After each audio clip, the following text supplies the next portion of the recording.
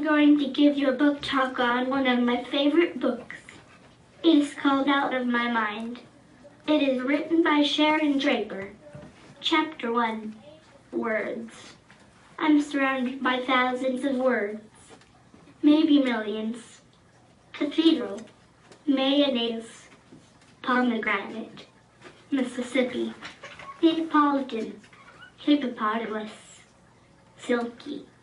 Terrifying. Iridescent. Tickle. Sneeze. Wish. Worry. Words have always swirled around me like snowflakes, each one delicate and different, each one melting untouched in my hands. Deep within me, words pile up in huge drifts. Mountains of phrases and sentences and connected ideas. Clever expressions. Jokes. Love songs. From the time I was really little, maybe just a few months old, words were like sweet, liquid gifts, and I drank them like lemonade. I could almost taste them. They made my jumbled thoughts and feelings have substance. My parents have always blanketed me with conversation. They chattered and babbled. They verbalized and vocalized. My father sang to me. My mother whispered her strength into my ear. Every word my parents spoke to me or about me I absorbed and kept and remembered. All of them. I have no idea how I untangled the complicated process of words and thought, but it happened quickly and naturally. By the time I was 2, all my memories had words, and all my words had meanings. But only in my head. I have never spoken one single word. I am almost 11 years old. Well, my book is about a girl named Melody who has cerebral palsy. She can't walk or talk. She gets frustrated easily because people don't understand her. Sometimes her doctor and the people at school thinks that she was dumb because she can't speak and is in a wheelchair. She has no balance, so she falls over a lot. She has a mom and dad, and later, a baby sister. Her neighbor is a good friend who helps her to get a speech device that changes her world. This book is how Melody lives in her life with her disability and frustrations and communicates with her speech device, even though sometimes she gets bullied by her friends and her parents don't always understand. Melody has a physical disability, but she is extremely smart. She is little for her age. She's intelligent and funny, but not many people get to know her like that. Her body doesn't work quite right and she gets frustrated that her mind is perfectly fine, but her body won't cooperate. She never stops trying to communicate, even though she sometimes gets in trouble for throwing a fit. Melody gets a speech device, and it helps her to get better in her world, but sometimes she can't use it, like in the car or the store, and something bad happens because of this. She has a best friend who isn't really a good friend, and she is hurt just like any typical child.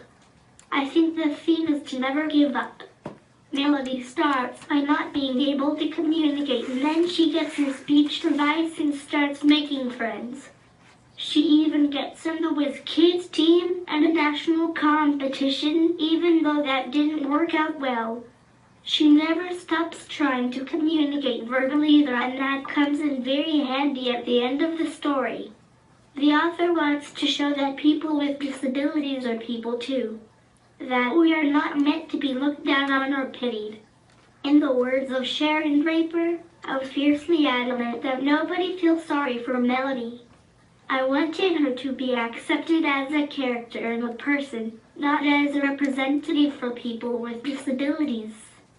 Melody is a tribute to all the parents of disabled kids who struggle, to all those children who are misunderstood, to all the caregivers who help every step of the way.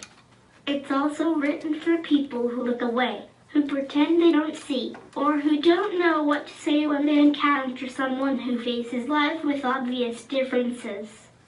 Just stop and say hello. I have a lot in common with Melody. We get misunderstood all the time. We have a not very good balance. We sometimes don't get to spend time with friends at the playground. Some people want to spend time with me, but they don't even notice me. We like to listen to music and think about stuff. We have an adult friend who helps our parents out with us. We have all sorts of therapies. Words are precious to us. Melody is super similar to me. We are dependent on other people for all our needs. People sometimes look away when they see me and don't try and get to know me. This book is one of my favorite books. It says a lot of things I didn't know how to say. Sharon Draper does not have a kid with a disability, but she basically wrote about my life. She did a good job with her research and showed information about life with cerebral palsy. I would definitely recommend this book to others. It will help you get to know more about my life and others like me. They are making it into a movie. I even sent an audition video, but I didn't get the part. Do you ever stop to think how easy words are for you?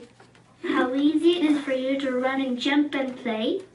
For me, it's not so easy, and I'm okay with that. I just want everyone to think and realize that people like me, we work hard for the easy everyday things that you can do. So, take a minute and think about it, and be sure to realize that nonverbal people still have the same feelings, emotions, and troubles that you do. It's just not easy for us to communicate them. Thank you for listening about my book.